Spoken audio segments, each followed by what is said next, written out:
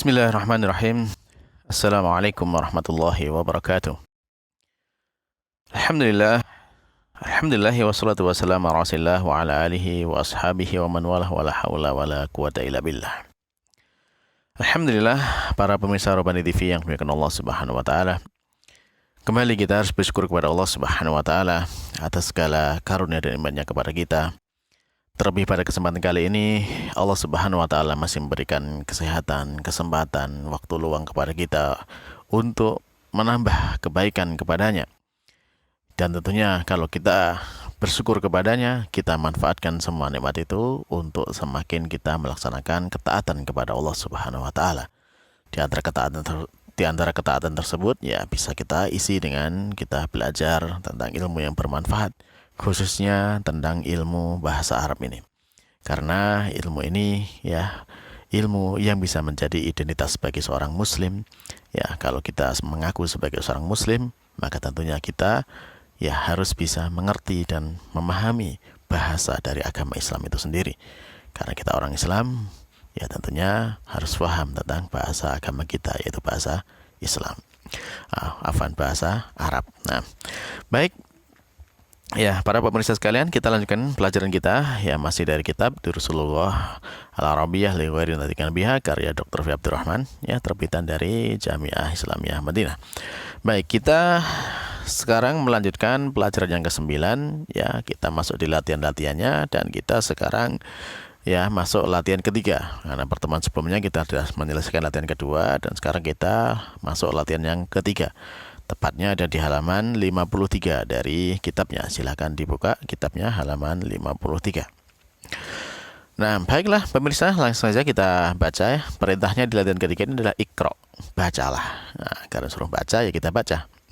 Baik ya, saya bacakan. Ya, silakan diikuti ya dengan menyesuaikan harokat-harokat yang ada dalam bacaan-bacaan ini.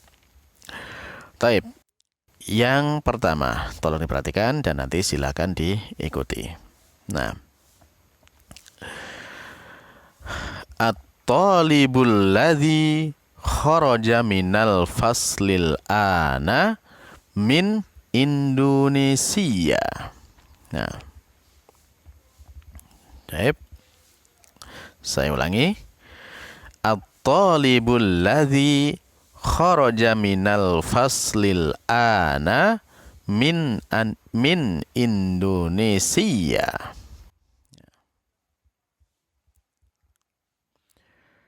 Baik ya, yang kedua, al-kitabul ladzi 'alal maktabi lil mudarrisi. Kita ulangi. Al-kitabul ladzi 'alal maktabi lil mudarrisi. Nah, yang ketiga. Liman hadzal qalamul jamilul ladzi 'alal maktabi.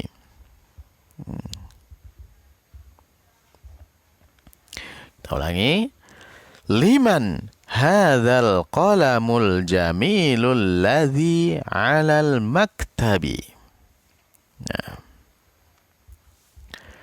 yang keempat. Al baitul kabirul ladzi fi dzalika syari'i lil waziri. Nah, al baitul kabirul ladzi fi dzalika syari'i lil waziri. Baik, kita ulangi sekali lagi. Al baitul kabirul ladzi fi dzalika syari'i lil waziri. Yang kelima, as-sarirul ladzi fi ghurfati Khalidin maksurun. As-sarirul ladzi fi ghurfati Khalidin maksurun. Baik, alhamdulillah kita sudah membaca semua ya 5 latihan atau 5 kalimat di dalam latihan yang ketiga ini. 5 soal ya 5 kalimat yang kita baca dari latihan yang ketiga. Nah, sekarang coba perhatikan dari kelima kalimat yang ada di situ. Di sana ada kata yang diberi garis bawah. Yaitu kata apa itu? Ya, kata alladzi. Ya, alladzi. Semua dari kalimat-kalimat itu ada kata alladzi. Nah, sebenarnya kata alladzi ini apa? Kata alladzi ini ya, dia termasuk isim mausul ya, kata yang menjadi penghubung. Yang fungsinya di dalam kalimat itu menegaskan, menjelaskan maksud dari kata sebelumnya. Yang dimaksud dengan kata sebelumnya itu apa? Maka itu ditegaskan dengan menggunakan keterangan alladzi. Nah, contoh misalkan kita ambil contoh kalimat pertama, misalkan seperti itu. At-thalibu, ya sebenarnya gini, kalau tanpa alladzi, ya, jadi kan ini kan tambahnya dari alladzi kharaja minal fasli ana. Ini kan tambahan. Nah, dari situ kalau misalkan itu kita hilangkan, ya, sehingga menjadi at-thalibu min Indonesia, itu sudah kalimat sempurna. Jadi murid itu dari Indonesia. Sudah bisa difahami, ini menjadi jumlah ya jumlah mufidah ya, jumlah mufidah dalam bahasa Arab atau kalimat yang sempurna. Nah, sehingga dinamakan di situ sudah cukup sebenarnya. Akan tapi ketika pengen dipertegas lagi, diperjelas lagi, maka ditambah dengan keterangan yang diberi dengan kata penghubung alladzi ini. Sehingga di sana menjadi at-talibul ladzi kharaja minal faslil ana min Indonesia, jadi lebih menegaskan lagi ya. Sehingga kalau tadi at-talibu min Indonesia, murid itu dari Indonesia, jelas sudah cukup, ini sudah bisa difahami makna kalimatnya menjadi jumlah yang mufidah. Nah, tapi kalau mau dipertegas menjadi seperti ini, at-talibul ladzi kharaja minal faslil ana min Indonesia, jadi artinya murid yang keluar dari kelas itu, murid yang keluar dari kelas sekarang itu. Nah, murid itu yang sekarang keluar dari kelas itu, nah itu dari Indonesia. Nah, seperti itu. Jadi lebih menekankan, lebih menjelaskan lagi penggunaan kata alladzi di sini. Nah, ya mudah-mudahan bisa dipahami ya. Jadi kalau maknanya sekarang menjadi dengan tambahan alladzi ini, jadi murid itu yang keluar dari kelas sekarang, itu dari Indonesia. Nah, seperti itu kira-kira mananya. Baik. Nah, coba kita lihat yang contoh kedua ya, kalimat kedua. Ya. Al-kitabul ladzi 'alal maktabi lil mudarrisi. Ya. Buku yang di atas meja itu, ya, buku yang di atas meja itu punyanya Pak Guru. Nah, sebenarnya kalau tanpa ada tambahan ini sudah cukup sebenarnya untuk menjadi kalimat yang sempurna. Misalkan al-kitabu lil mudarrisi, buku itu milik Pak Guru. Ya, sudah sempurna kalimatnya. Nah, tapi kemudian dipertegas lagi, diperjelas lagi dengan tambahan alladzi. Jadi al-kitabul ladzi alal maktab, ya, buku yang di atas meja itu lil mudarrisi, punyanya Pak Guru. Nah, jelas ya. Type yang ketiga juga sama seperti itu. Ya. Kan kalau kita baca pada contoh-contoh sebelumnya, untuk pertanyaan kan liman hadzal qalamul jamilu, kan cukup seperti itu. Milik siapakah pulpen yang bagus ini? Nah, milik siapakah pena yang bagus ini? Nah, kan gitu. Nah, tapi di sini ada tambahan alladzi. Sehingga di situ menjadi liman hadzal qalamul jamilul ladzi 'alal maktab. Nah, jadi milik siapakah pena yang bagus ini yang di atas meja itu, yang di atas meja itu. Nah, jadi atau bisa dibaca dengan diartikan seperti milik siapakah pulpen yang bagus yang di atas meja ini. Nah, jadi lebih jelas lagi bahwasanya ada penekanan di situ, ada penegasan tentang yang dimaksud bahwa pena yang mana. Baik, yang keempat. Yang keempat ya. Al-baitul kabirul ladzi fi dzalika syari'i lil waziri. Ya. Rumah yang besar yang ada di jalan itu, ya itu miliknya Pak Menteri, ya miliknya Pak Menteri. Nah sebenarnya kalau tanpa alladzi pun sudah cukup. Al-baitul kabiru lil waziri, rumah yang besar itu milik Pak Menteri. Nah, itu kan biasa datar kan gitu ya. Tapi ketika ada penegasan al-baitul kabirul ladzi fi dzalika syari'i lil waziri. Ya, rumah yang besar yang ada di jalan itu. Nah, itu miliknya Pak Menteri. Nah, jadi lebih tegas Pak, lebih jelas yang dimaksud dengan rumah yang mana. Nah, yang terakhir yang kelima ya di situ as-sariru alladzi fi ghurfati Khalid maksurun. Ya, sebenarnya tanpa penjelasan untuk menjadi kalimat yang sempurna sudah cukup, yaitu as-sariru maksurun ya. As-sariru mubtada, maksurunnya adalah khobar. Jadi ranjang itu rusak. Ya, ranjang itu rusak, jelas. Tapi kemudian ketika dipertegas lagi yang mana yang rusak, ya dijelaskan as-sarirul ladzi fi ghurfati Khalidin. Ya, kasur atau di ranjang yang ada di kamarnya Khalid. Ya, itu maksurun yang rusak. Nah, seperti itu. Paham ya insyaallah penggunaan kata alladzi di sini?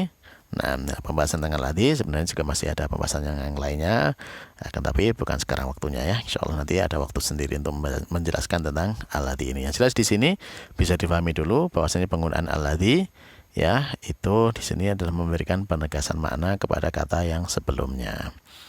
Nah, kalau yang sebelum-sebelumnya ini kenapa dibahaskan di sini ya? Karena kita terkait dengan na'at dan man'ut atau sifat mausuf tadi yang sebelumnya kita bahas. Ya karena sifat mausuf atau na'at man'ut juga mensifati kata sebelumnya. Dan di sini akan tapi ketika na'at man'ut itu terbatas kepada ya kata yang seperti itu seperti kata sebelumnya. Jadi misalkan kayak itu tadi, misalkan kita ambil contoh ya nomor 3 gitu ya, al-qalamul jamilu. Nah, al-jamilu ini sudah mensifati menjelaskan tentang al-qalam, tapi dia terbatas karena satu kata dan harus sama bentuknya seperti kata sebelumnya. Akan tapi ketika ditambahkan dengan penjelasan dengan alladzi, maka dia bisa banyak keterangannya. Nomor 1 ya, dengan alladzi dia menjadi setelahnya ada kalimat fi'liyah atau jumlah fi'liyah yang dimulai dengan kata kerja kharaja kan gitu. Nah, kemudian juga bisa ditambahkan dengan keterangan jar majrur. Yang kedua alladzi al maktabi. Nah, seperti itu. Jadi lebih luas penegasan atau penjelasan makna dari kata yang dimaksud sebelumnya. Nah, itu kaitannya mengapa alladzi juga dibahas di sini terkait dengan na'at dan man'ut atau sifat mausuf ini. Baik, kita lanjutkan di dalam kotak. Di situ ada kata baitun jadidun. Nah, itulah yang dikatakan baitun itu man'ut ya, yang diikuti ya atau yang diiringi. Jadidun itu kata yang mengiringi. Na'at namanya na'at ya, na'at man'ut atau dalam bahasa lain sifat. Na'at itu sifat ya, man'ut itu mausuf yang disifati ya. Na'at itu yang mensifati. Nah, jadi di sini contohnya baitun jadidun ya. Nah, kalau misalkan nanti ditambahkan al menjadi al baitu al jadidu, sama-sama ditambahkan dengan al gitu ya. Baiklah, itu yang kita pelajari dari pelajaran yang ke-9 ini. Dan terakhir ya, sebagai penutup pelajaran kita di pelajaran 9 ini, al-mu'allif memberikan al-kalimatul jadidatu ya, kalimat-kalimat atau kata-kata yang baru. Nah, apa saja? Yang pertama al-maktabatu ya, maktabah perpustakaan ya. Yang kedua al-ana sekarang ya. Terus yang ketiga al-mirwahatu kipas angin ya. Kemudian yang keempat al-mustausafu ya, klinik atau poliklinik ya. Nah, berikutnya adalah al-madrasatu tsanawiyatu, madrasah sanawiyah ya. Kalau di sini madrasah sanawiyah itu setingkat SMP ya, tapi kalau di sana di Arab itu madrasah sanawiyah itu setingkat ini SMA. Karena kalau di sana itu kan, kalau di sini ya, kalau di Indonesia itu kan madrasah ibtidaiyah MI itu setara SD. Kemudian madrasah sanawiyah itu setara SMP kan gitu, madrasah aliyah setara SMA. Nah, kalau di Arab ya, kalau madrasah ibtidaiyah setara SD, kemudian madrasah mutawasid itu setara SMP, baru madrasah sanawiyah itu setara SMA. Nah, kemudian yang lulusan SMA itu masuk ke Mahat Ali atau Thalib Jami'i atau murid jamiah ya. Jadi seperti itu. Nah, al-wazir ya, menteri ya, al-wazir menteri. Nah, kemudian syahirun ya, masyhur, ya, hadun tajam. Nah, jadi demikian ya mungkin yang bisa kita sampaikan pada kesempatan kali ini. Berarti dengan demikian kita selesai dari pelajaran yang ke-9 dan insyaallah nanti kita selanjutkan pada pelajaran berikutnya. Taib akhirul kalam, wabillahi taufiq wal hidayah wa ridha wal inayah. Subhanakallahumma rabbana wa bihamdika asyhadu an la ilaha illa anta astaghfiruka wa atubu ilaik. Wassalamualaikum warahmatullahi wabarakatuh.